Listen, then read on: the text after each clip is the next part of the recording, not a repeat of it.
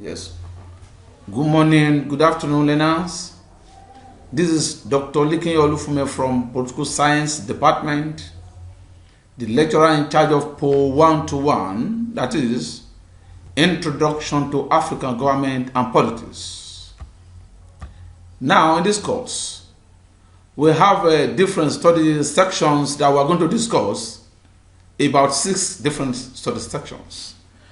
The study section 1 will focus on the nature and problems of African politics, while this study section 2 will deal with colonialism in Africa.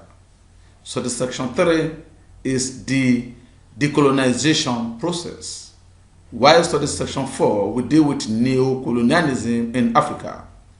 Study section 5, succession to power in Africa, while the last study section is military in Africa.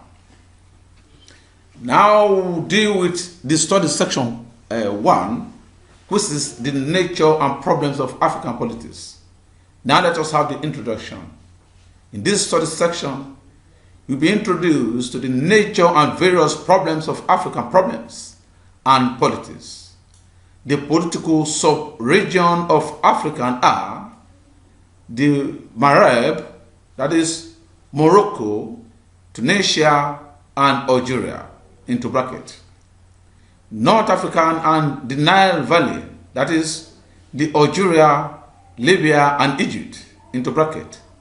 West African region, the Congo Basin, the Central African countries, and the Eastern Horn or Horns of Africa. Now let us look at the learning outcomes for these study sections. When you have studied these study sections, as a student, as a learner, you should be able to understand certain things. 1, state the similarities between the new African state and independence. Then 2, state the similarities between new African state and independence. Those are the learning outcomes that you need to study and have it in mind, that will guide you in your reading and give you a focus to answer whatever the questions that comes up under the study sections. Now let us look at the differences between new African states and independence. Africa is a vast and diverse continent comprising about 55 independent states, with the exception of Liberia and Ethiopia, which are new ones. This is because most of them achieved independence in the 1960s. Furthermore, there are important differences between them. For example, there is a wide cultural gap between the North African state and the Black African state south of the Sahara exists.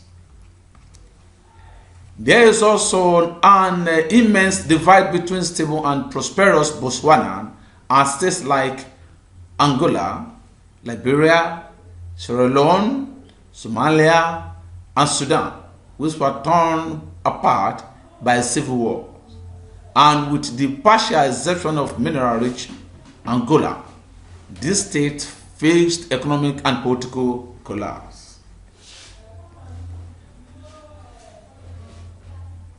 Now, we now look at the similarities between the new African state and independence. At independence, this new African state had several things in common. First, they were ex-colonies, that is, with only a few exceptions such as Liberia, they had been subjected to rule by one or another of the colonial powers. Colonial powers like Britain, France, Germany, Belgium, Italy, Portugal, Spain, and South Africa in respect to Namibia. They all had a pre-colonial history of their own before the brief over 100 years of colonial rule. Now we look at under still the similarities between new African states at independence. Secondly, they were searching for a new identity as nation state. At independence, they acquired statehood and as members of United Nations with international recognitions. The task remained of widening into a nation, a variety of different people speaking different languages and at different stages of social and political development. According to William Tudhoff, 1997, nowhere was the tax more demanding than in Nigeria, which has been described as the linguistic crossroad of Africa. Thirdly, these states were mostly poor, predominantly rural and over-dependent on the vagaries of the world market. However, in trying to industrialize, they faced immense problems of technology and manpower, of the cost of imported machinery and marketing. Now, still under the similarities between the new African state and independence, as we have been discussing, we look at the fourth factors. The newly independent state had an unsettled political culture. The political leadership had little or no experience of operating the governmental system on a national scale. The institutions such as parties, parliament and civil services through which they had to work were also relatively new and weak. Number 5, we look at it in the international context.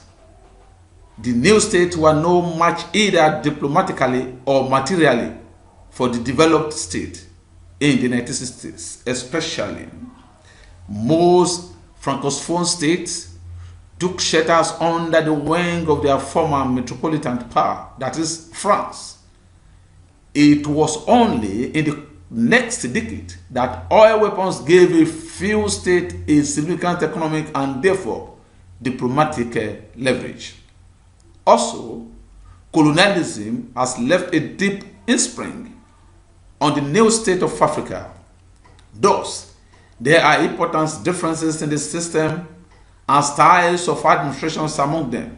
For instance, Ghanaian civil servants trained in the Britain traditions will feel more at home in distant Kenya or Botswana than in nearby Senegal, Guinea, or the Côte d'Ivoire, which is formerly Ivory Coast.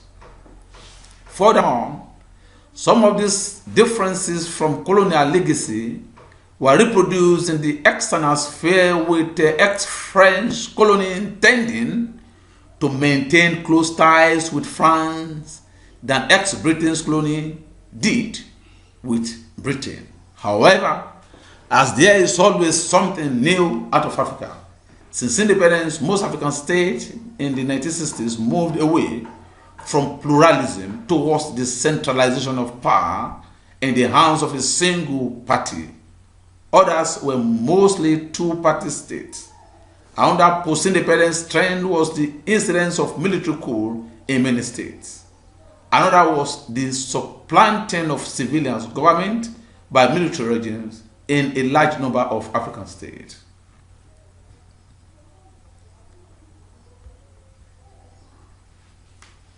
Now, still under the similarities between the African state and independence, the question becomes, why did the military intervene in the first instance? Why did it intervene in some states but not in others? Sometimes the military failed or claimed to fill a guardian type role and as custodian of national interest, intervened to save the country from corrupt and inefficient politicians who had brought the country to the verge of bankruptcy. Sometimes, elements of the military had political objectives. This encouraged intervention in Nigeria in 1966, when the principal coup makers sought to put an end to regionalism.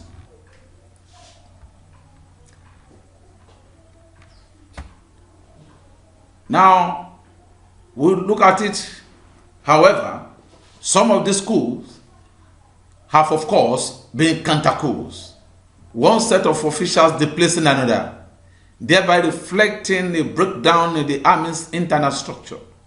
Another post-independence trend in African politics was the move away from federal and quasi-federal system of government to unitary structure.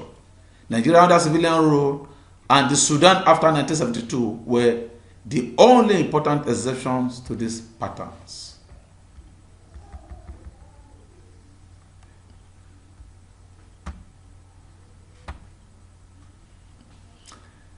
Apart from the problem of colonial legacy, many African states faced these problems of subnationalism.